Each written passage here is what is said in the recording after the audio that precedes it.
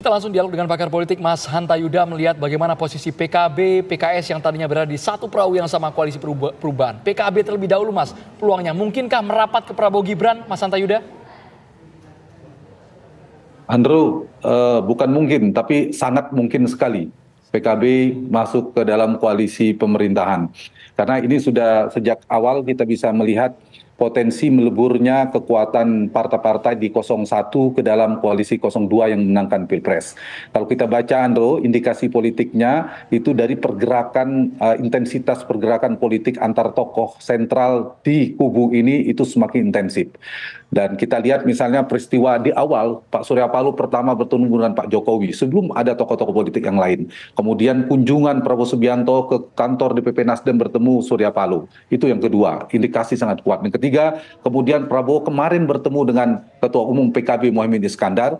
Kemudian Anies Baswedan memberikan indikasi kuat hadir dalam penetapan penguatan di KPU kemarin hari. Kemudian juga kita tahu ada pertemuan Nasdem dan PKS meskipun ini dalam tali temali benang yang berbeda barangkali dengan PKS. Kemudian terakhir mungkin ada pertemuan lagi Prabowo dan Pak Surya Paloh. Jadi kalau dibaca tendensinya, Andrew, maka dengan intensitas yang terus menaik ini, komunikasi, negosiasi, dan lobby-lobby politiknya, maka semakin kuat sesuai prediksi kita, sering kita diskusikan sejak 14 Februari yang lalu, Andrew, di TV One, bahwa yang pula berpeluang masuk ke dalam kabinet saya saat itu di TV One mengatakan adalah Partai Nasdem dan Partai Kebangkitan Bangsa. Dan indikasi ini menguatkan itu. Apalagi di saat yang sama belum kunjung terrealisasi pertemuan dengan Ibu Mega dalam konteks membidik PD Perjuangan. Oke, konteks PKS bagaimana Mas? Singkat Mas Hanta. Tadi kan Nasdem PKB sangat memungkinkan. Kalau PKS? Nah, PKS ini yang belum ya, masih punya potensi, tetapi kita tahu PKS ini beda dengan PKB dan Nasdem, mereka punya DNA politik, genetik politiknya selalu dalam pemerintahan dan sekarang berada di dalam pemerintahan, PKB dan Nasdem bersama pemerintahan Jokowi, kemudian sama-sama memiliki kedekatan. Nah, beda dengan PKS, saya ingin jawab pertanyaan, PKS ini DNA politiknya di luar pemerintahan, hampir 10 tahun pemerintahan Jokowi, mereka di luar, itu satu. Yang kedua, mereka juga punya pengalaman yang cukup lama ya, seperti saya katakan tadi, DNA politiknya dan garis basis pemilihnya, konstituennya itu lebih cenderung mengendaki di luar pemerintahan. Tetapi ini beda dengan era Pak Jokowi. Hari ini presidennya Prabowo ke depan itu. Dan hubungan Prabowo dan PKS itu cukup dekat. Di saat yang sama kita tahu tidak ada faktor PDI Perjuangan, variabel yang paling tidak misalnya menolak kehadiran PKS. Jadi untuk kali ini PKS memiliki potensi. Dan posisi PKS menurut saya pada posisi menunggu. Kalau diajak saya menduga sulit bagi PKS untuk tidak menerima tawaran rayuan bergabung ke dalam koalisi. Tinggal dari sisi Pak Prabowo akan meletakkan PKS memperkuat, memperbesar semakin kebesaran koalisi atau komunikasi tetap jalan dengan PKS, tapi PKS tetap di luar pemerintahan untuk mengimbangi pemerintahan ke depan bersama PD Perjuangan misalnya. Mas Hanta Yuda, apa yang membuat Mas Hanta yakin sekali PKS ini susah dibujuk oleh Prabowo untuk bergabung ke pemerintahan dibandingkan PKB yang cair?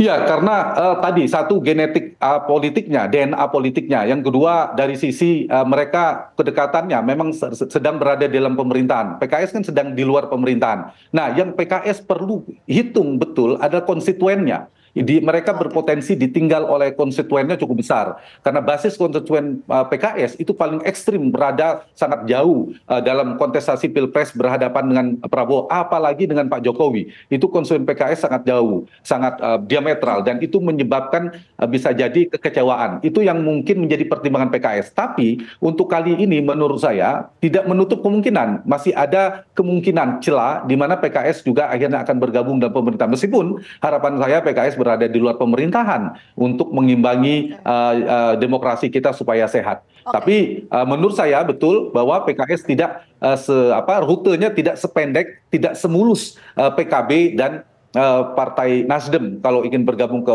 Pak Prabowo. Kita lihat ada pertemuan prakondisi, pertemuan permulaan jembatan. Kalau kita baca kemarin Pak Surya Paloh Nasdem itu bertemu dengan PKS. Kita tidak tahu, barangkali juga bicara kemungkinan seluruh 01 ingin bergabung ke barisan 02.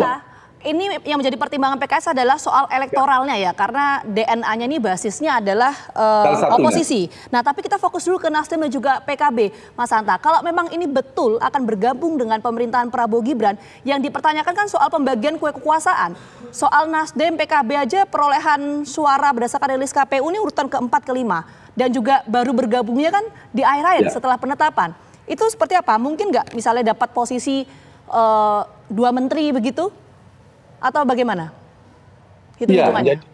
Jadi Pak Prabowo punya 2 kelompok kategori partai. Jadi partai yang sudah sejak awal bergabung, berkeringat politik, yaitu ada Gerindra, ada Partai Golkar, kemudian ada PAN dan Demokrat, kemudian ada partai yang baru bergabung, kemungkinan Partai Nasdem dan PKB. Jadi saya kira Pak Prabowo harus menjaga bandul keseimbangan di koalisi, harus menjaga ritme, jangan sampai bertambah kualitasnya turun, kuantitasnya naik, terjebak, menambah menjadi 70%, kalau bergabungnya PKB dan Partai Nasdem menjadi lebih dari 70%, tapi jangan sampai mengganggu soliditas di internalnya. Jadi harus ada proporsi, tidak hanya kursi seperti kita katakan tadi, ya Nasdem kursinya sekian, PKB sekian, PAN sekian, tapi ada faktor yang kedua, faktor kualitatif yang dipertimbangkan, bahwa PAN sudah bergabung sejak awal, jadi melihat PAN apalagi Golkar itu tidak sama dengan PKB dan Partai Nasdem. Oke, jadi mungkin nggak Mas, Nasdem dan juga PKB dapat kursi 2 menteri, itu mungkin nggak dengan komposisi itu? Hitung-hitungannya.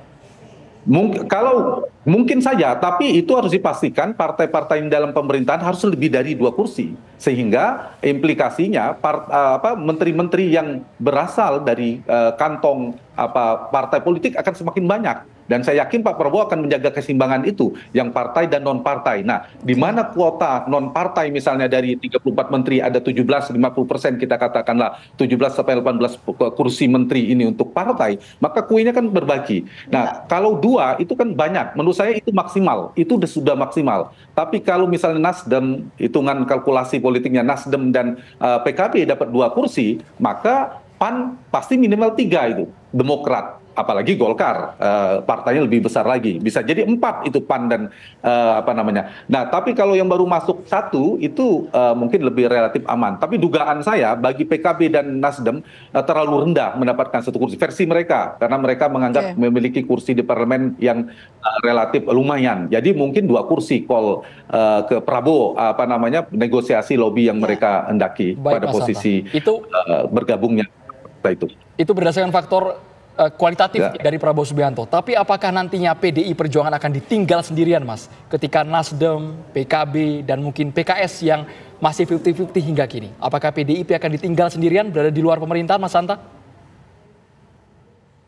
Itu punya perkembangan per hari ini tendensinya demikian. Kita tidak tahu perkembangan ke depannya, dan kalau itu terjadi maka kekuatan parlemen, kekuatan pendukung pemerintah itu lebih dari 80%, Andrew. Dan ini tidak sehat buat demokrasi, hanya PD Perjuangan di luar. Kalau misalnya PKS tidak bergabung berarti 70%, sudah lebih dari cukup itu sebenarnya. Nah, berarti kalau dilihat dari data, kita bicara PD Perjuangan, saya kasih data indikasi peristiwa politik. 1, sampai hari ini ketika Prabowo membidik ingin bertemu Ibu Mega itu belum terrealisasi. 1 itu. Yang kedua, ketidakhadiran Ganjar di KPU kemarin itu, dan yang ketiga statement keras dari beberapa politisi PD Perjuangan, terutama sekjennya Pak Hasto, kemudian ada langkah DPT UN, selain ada isu kembali pengen angket masih susah. Dari 4 indikasi ini maka kemungkinan indikasi atau tendensi PD Perjuangan semakin dekat itu belum ada. Jadi per hari ini statement yang disampaikan oleh Andrew relatif lebih mendekati PD Perjuangan kemungkinan di luar pemerintahan 03, 01 per hari ini itu semakin mendekat kemungkinan bergabung bekerja sama dalam satu koalisi pemerintahan atau melebur.